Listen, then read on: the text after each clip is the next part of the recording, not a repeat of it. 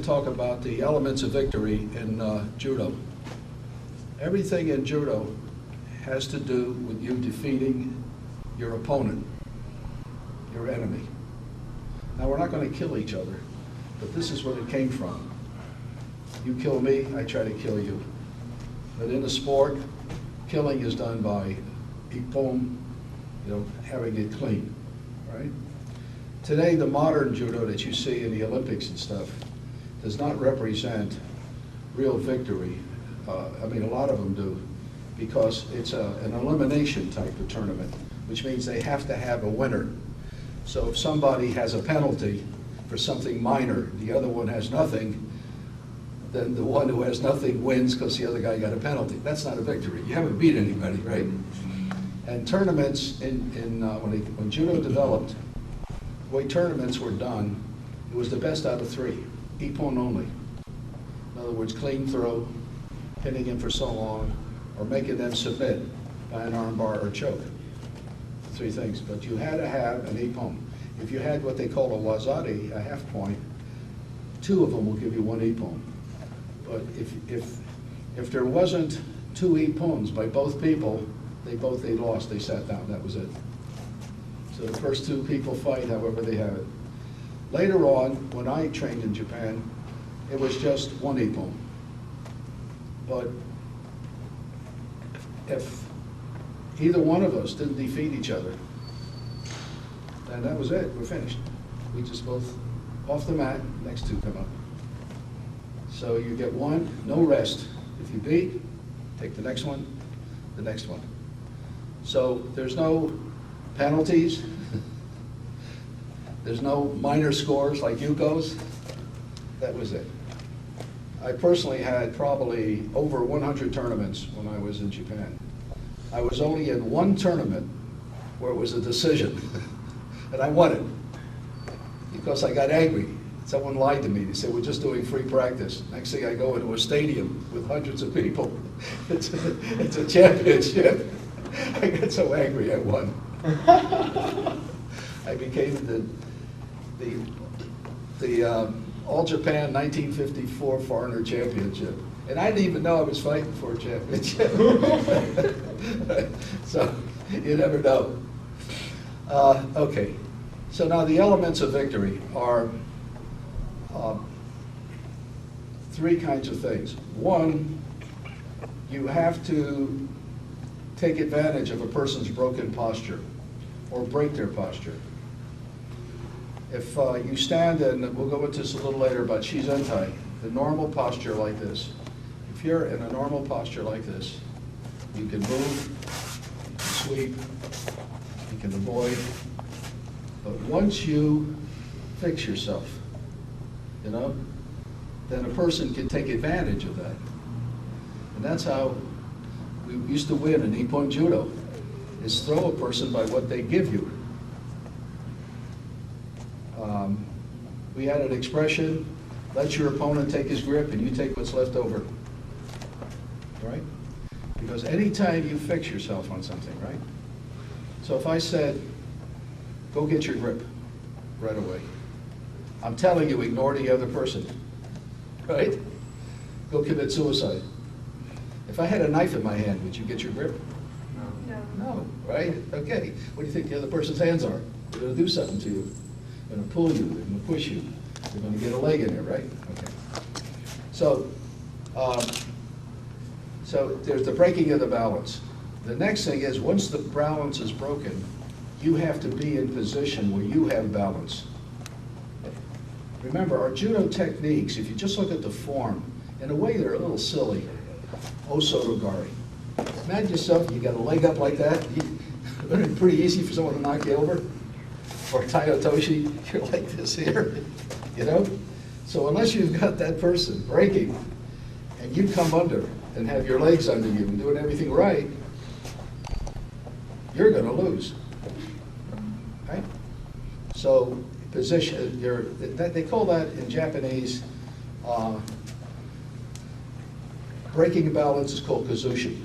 But before you get that, you do have to grip. All right. So we'll talk a little about gripping too. So you get a favorable grip based on what the other person is doing. and then you break their balance, get into position, and the last thing's called kake, which is the throw. So I would like some of you to demonstrate, just take a favorite throw. I want you to go in, just like you're doing Uchi-komi in a way. I want you to break the balance, get your grip, all right? Break the balance, okay? Come in tight, throw. See, so if you're doing something like ogoshi, say, break the balance, get yourself in there, right? And then throw, all right? That's the way we do it, right? If we do osotogari, now you've got the person like this, right? And now you're in tight, right? And the thing is, we do it as if we're making one movement. At first, you can just mimic, a little character, bum, bum, bum, but then just go ahead and do it in one movement. And after, we'll do some walking around, and we'll just do it walking. But this is the critical thing of a throw. Once you have that, you'll find that you'll be more successful. If you don't have that, the reason most students are not successful in throwing in free practice or competition is they're doing the last thing first. They're doing form, all right? They're doing this, right? They're doing this, but the other person's just standing there solid. So how are you gonna throw them? First things first, all right? Okay, so let's, and then we'll go into some of the elements, a little more detail. All right, how about two volunteers here for work? Okay, get a partner. Sure. Haragosh.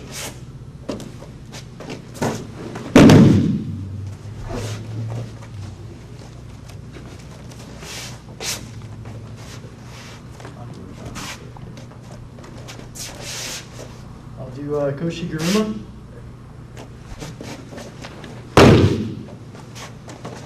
Great. Thank you. That was very good.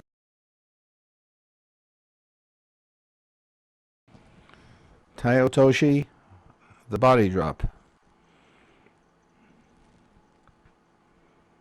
Step back, drive the opponent up on his right leg. Push with your right hand, pull with your left, drop real low, crossing your right leg across his.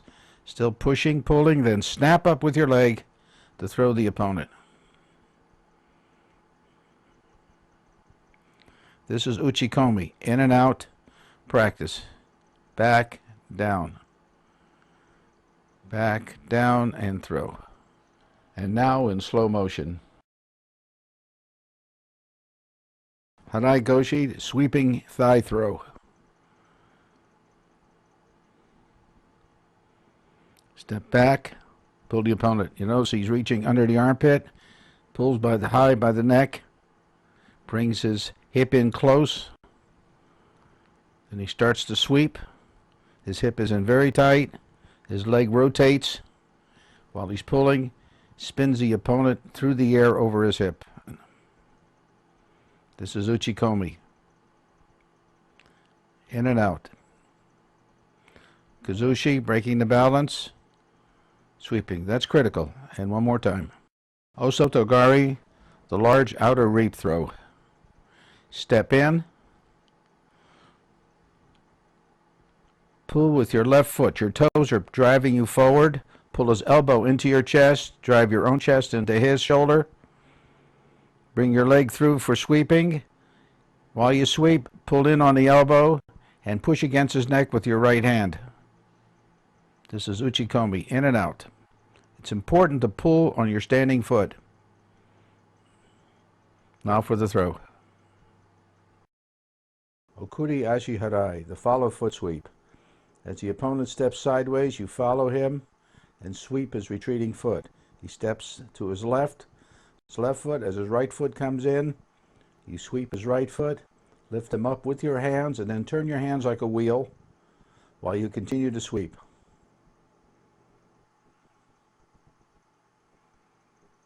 Now we'll do Uchi-komi, stepping in and out, and the sweep.